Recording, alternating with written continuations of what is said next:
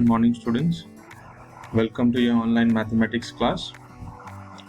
I hope you have studied your trigonometric functions and the general solution, principal solution. All those concepts are clear to you.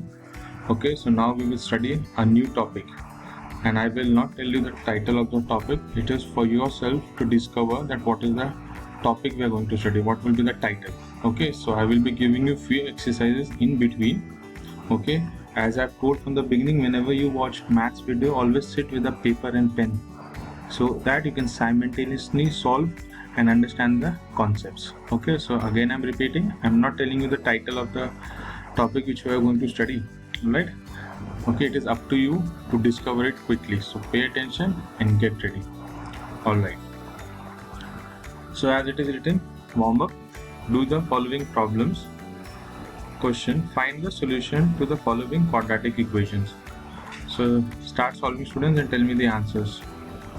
Okay, all these quadratic equations studied in your 10th, and it is very basic. Okay, x square plus 3x plus 2 is equal to 0. Second, x square minus 36 is equal to 0. Third, x square plus 1 is equal to 0. Start solving, students. Yes, I'm waiting for you. Complete this fast. You should not take much time. Solve these equations. X square plus 3x plus 2 is equal to 0. X square minus 36 is equal to 0. And x square plus 1 is equal to 0. I'm giving you time. I'm waiting for you. Complete fast.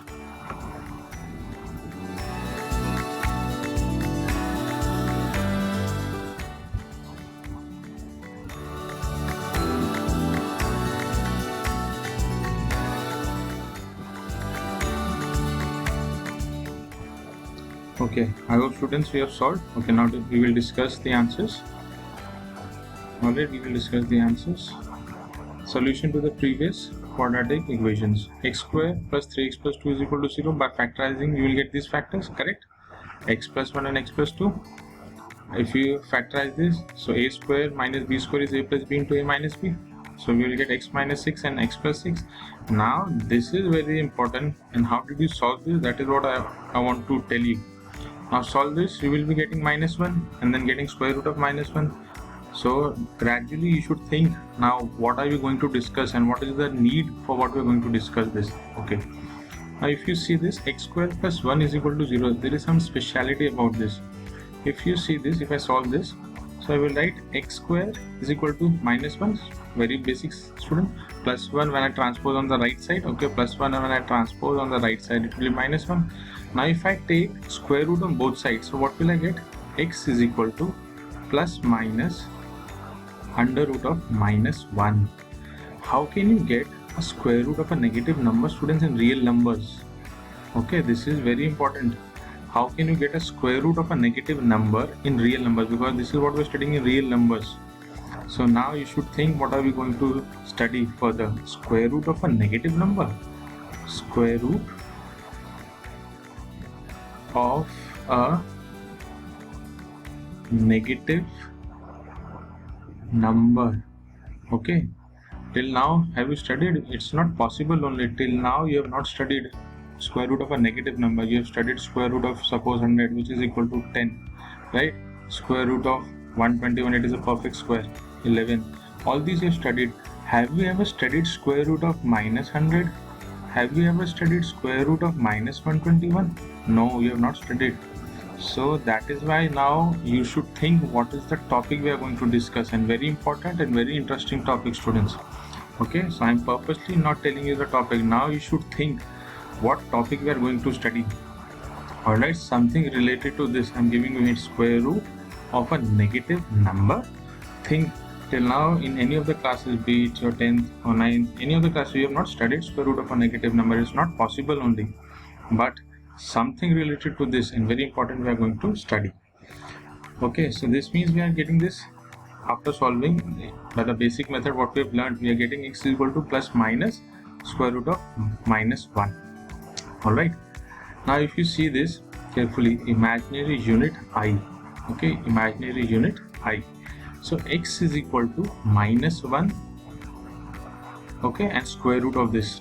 So what is the problem? The problem is the negative under the square root. You can clearly see, students, we need to get rid of the negative number somehow. So let us use this idea. I is equal to minus 1 square root and I square is equal to minus 1. The I is special, we call the imaginary unit. Okay, you can call it imaginary unit or imaginary number. Okay, or imaginary number, students. So this is what we are going to study. Okay, imaginary number. What is this imaginary number? We have never imagined that you will study something imaginary also in maths, that too in maths. Had it been some other subject, you would have thought also. Okay, so this is very interesting topic, students, and it is very easy. Once you understand the concept, it will be very easy and very interesting. Okay, by this time you should think yourself, so how can we calculate a square root of a negative number? So that is why the need of this imaginary unit or imaginary number I. Okay, these are the powers. You can just go through this. This will we'll discuss later. I raised to the power minus 1, I square is equal to minus 1, I cube is equal to minus I raised to the power 4, 1. All these are the powers. Okay, this is your assignment for you. Okay, and one more thing, students. Afterwards, students ask me, sir, didn't give us any assignment. You don't watch the videos carefully. I purposely don't give you the assignments because I give the assignments during this video lectures only. Okay, so your assignments is you have to find I square is equal to minus 1. We already got this. I square is equal to minus 1. So you will find the values of I square, I cube. Already it is there, but you have to solve I4, I5, I6, I7 till I11. Okay, are you following? So I've given you hint. This is what we will be studying. I square is equal to minus 1. What is this I? Imaginary number. I square is equal to minus 1. So assignment for you is you have to find the values of I square, I cube, I4, I5, I6, I7. You know what is I4, I5, I6, I7? These are imaginary numbers, but in technology terms, all these are what? These are the processors of Intel. I3, I5, I7. Okay, so you should be aware of technology also. This is what we are using this. Alright, so this is your assignment for you.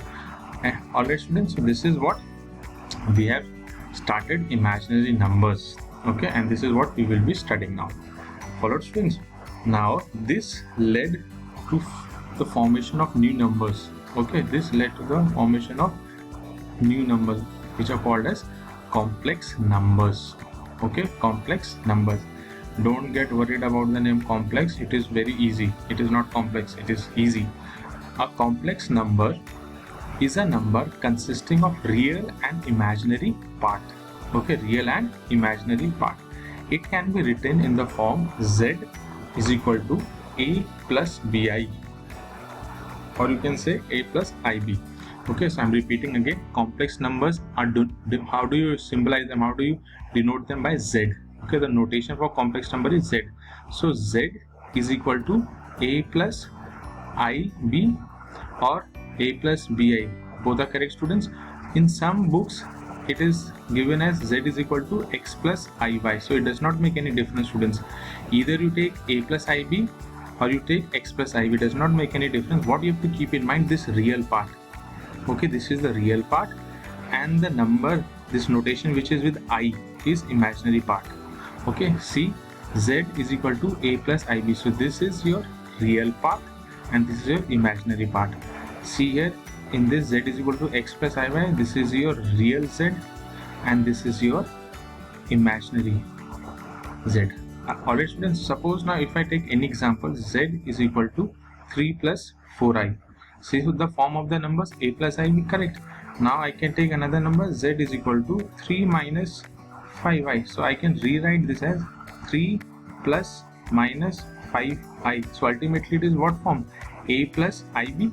Alright, or A plus BI, whichever you find easy, students. Does not make any difference. You're writing I before or afterwards, but the form should be correct. A plus IB. Okay. Another example, for example, I can take another Z is equal to 1 plus 5i. Alright, so what is the date today? It is 10th August, so I can write Z is equal to 10 plus 10i. It is not visible, so I am writing here on the left side. Z is equal to 10 plus 10i. Okay, today is 10th August, students, right? So 10 plus 10i. So this is your real part, okay, real Z, and this is your imaginary Z. Are you following, students? This is your imaginary z. So this is what we are studying, and we are beginning today complex numbers. I hope by this time you should have discovered by yourself that something interesting, square root of a negative number, I, imaginary number, and how it is related, and that is what we are going to study under this topic, complex numbers. Don't get worried about the name complex. Okay, it is simple. Okay, it is very easy. Okay, the numbers, I'm repeating again, the numbers of the form z is equal to a plus ib. Alright, you can say a plus bi also, that is correct, but the general notation which we are following is a plus ib, or z is equal to x plus iy. Followed, students? So this is the way we will study, and this is your first class. This is introduction to your complex numbers, and then gradually I'll tell you more properties and how to solve the questions. Okay, you will be getting the links. Alright, study them, follow them seriously, and the best part of the video lecture is, students, you can pause. If you're finding something difficult, pause, you can note down and then play it again. Okay, so study seriously. Okay, and all that hard work and labor is for you, students, so that you don't miss your studies, you do well. Okay, so be good students and keep following the video lectures which I would be sending. Any queries, you can always get back to me.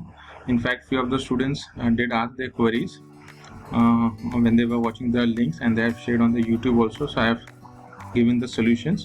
Okay, all these links are there, so you can ask your queries.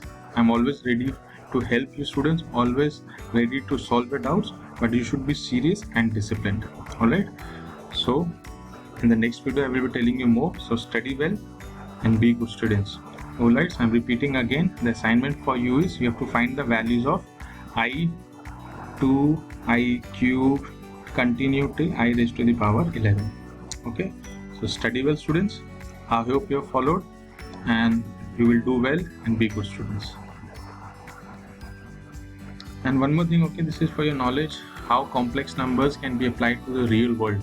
For your 11th class students, you won't have anything related to this, but you should be aware. Okay, this is for your knowledge I am telling you.